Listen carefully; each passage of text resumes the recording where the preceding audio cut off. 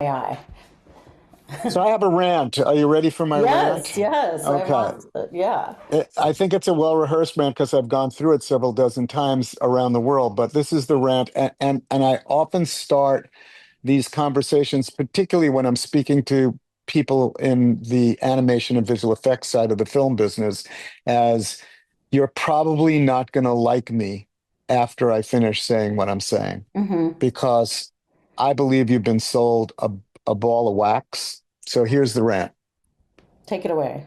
Having been in the movie business for 40 years, I will tell you that the clients, the advertising agencies, and or the feature film studios, and or the directors and producers of these films are really interested in getting the work as cheaply as possible at the highest quality. I don't want to nail them for that. That's their business. Hmm. They're looking to get the highest quality work, and they don't want to pay for it. So much so, and being of Jewish persuasion, I can say this, that the industry started as the icons and moguls of the movie industry back in the 20s and 30s, and to an extent to the 40s, were all men that came from the schmata business. And the schmata business is clothiers and haberdashers and glove makers and hat makers. And the DNA of the schmata business is, I asked Joe for $10. He said, "What do you need $5 for? Here's a dollar." They're always looking for a deal. And for a very, very long time, the folks that were looking for the deal really didn't understand visual effects at all. They didn't understand the process. They didn't understand why it cost so much. They didn't understand anything. All they understood was it's got to be cheaper. Interestingly enough, my ex-partner, James Cameron, who makes hundreds of millions of dollars, and his budgets on his films are over $200 million, just joined the board of an AI company. And his comment was he joined the board of the AI company so that he could understand what AI is about, even though I think he made a film called Terminator 2, where Cyberdyne is AI and they take over the world and kill everybody. And his rap was that AI will allow for the process to be quicker and therefore more iterations and get it done more quickly, as opposed to laying off visual effects workers. And I call bullshit, Hmm. because the expense of visual effects right now are all the workers. And the reason you need that many workers is because the process is difficult. The client doesn't necessarily understand the process, and there's tons of changes happening all the time, and it takes a boatload of people to do it. As AI becomes more and more powerful, and it's becoming more and more powerful literally by, almost seems like, by the week. It's the technology that is different than every other technology because it's speed of learning and speed of Hmm. use and whatnot. That what will happen is that most of the people that work in visual effects will be replaced. And it's a crock to think that they're not going to be, because the clients are so desperate to lower the prices. If we go back to the early 2000s, the aughts, visual effects companies decided that the way to lower their prices was to find cheaper labor. And so they started opening up visual effects facilities in places like India and China and Hmm. Brazil and Philippines. The cost of the worker was considerably less. So the analogy plays out. The way to be able to lower the cost of visual effects is to lower the cost of the worker. And in AI, once all of those software capabilities are in place and it's learned it at astronomical speed, computers don't really ask for overtime. They work 24/7. They don't care about their health plan, and they don't need parties, and they don't need air on chairs, and they don't need all of the things that visual effects workers so desperately want and need.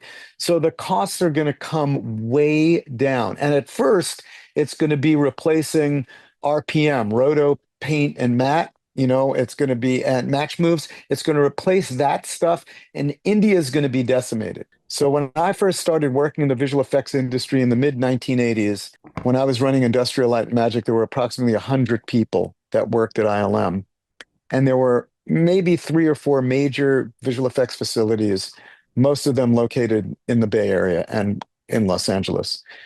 Nowadays, there are 100,000 visual effects workers scattered throughout the world. I think something like 25,000 of them working in India. And there are thousands of visual effects facilities around the world.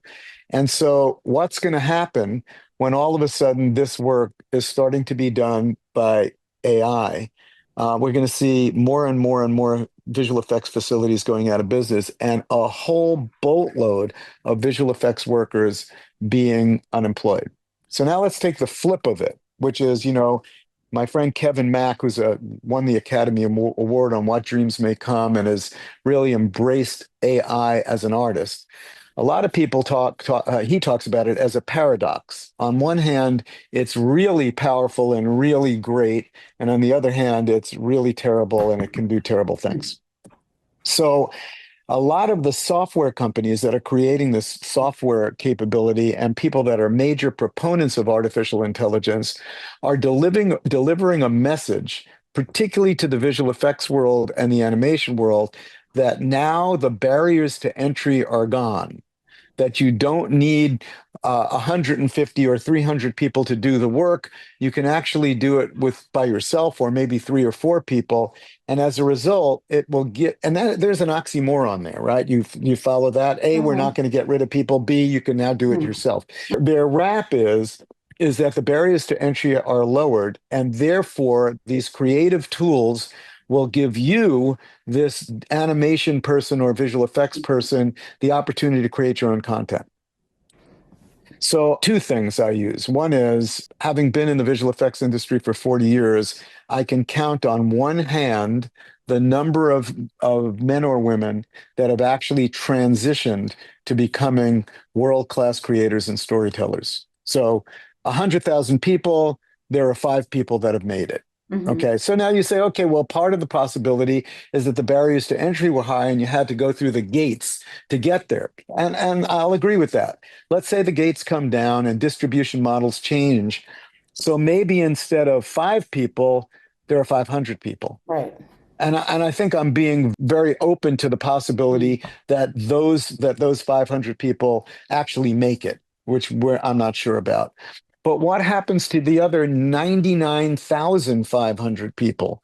So I think they're being sold a bill of goods. And the bill of goods is, you're a creative person. You're an artist. You can create this stuff. Well, I say, bah humbug. You're not. At best, you're a tertiary creative, i.e., you can put the arms on the Venus de Milo, but you're not going to the quarry and pulling out a chunk of marble and starting from scratch. Your name isn't Michelangelo. You're not a world-class artist. That is core creative. You're at best a secondary creative and generally a tertiary creative. So I think artificial intelligence software companies are selling these poor folks a pile of you-know-what, and ultimately they're going to find themselves out of work. And so I think it's important that at this point in time, these folks start to think about, well, what are my other alternatives? Maybe this is not the great panacea. By the way, this is not, a lot of people are taking history and they say, well, back in the day, Scott, when you brought digital and computer graphics to the film world, people were saying they were going to get replaced. And, in fact, they weren't. Well, that's because computer graphics is a tool. But artificial intelligence is an agent. It's much more than a tool. All you have to do is read Noval Harari's book, right, Nexus, and he explains it in great detail. It's a bunch of hooey that this thing is this great new tool that's going to democratize creativity and allow all of us to be able to do that. And in fact, there are 2 analogies to that. One is PostScript. When it came out in the 1980s, Adobe and John Warnock puts out PostScript, and everybody now thinks they're a publisher and they're creating magazines. Well, at first, there were 10,000 new magazines. And they all were horrible because guess what? They're not publishers. Right. And then there's the great Stan Winston, may he rest in peace, one of my partners, who said, if you give me a $1 million Stradivarius violin, and I don't play violin, he said, and you give Jascha Heifetz, the greatest violinist in the world alive today, a $15 student violin, who are you going to want to listen to? Mm-hmm. And so I think we should be afraid and concerned about artificial intelligence. But more importantly, we should come up with a strategy and a plan to address it. And at the very least, tell the truth. And that's my end of my rant. Thank you for your rant. I was hoping you'd have that because when you ask someone, what do you think about AI? Like, it could be endless. So thank you for having a packaged rant for us. I'm a social democrat at heart, and I believe in the worker. And I wouldn't be who I am today if not for all of the wonderful people that work for me. I believe that one has to be careful about your workforce. And I think the workforce will be decimated. Most people are like lucky to be good at one thing, and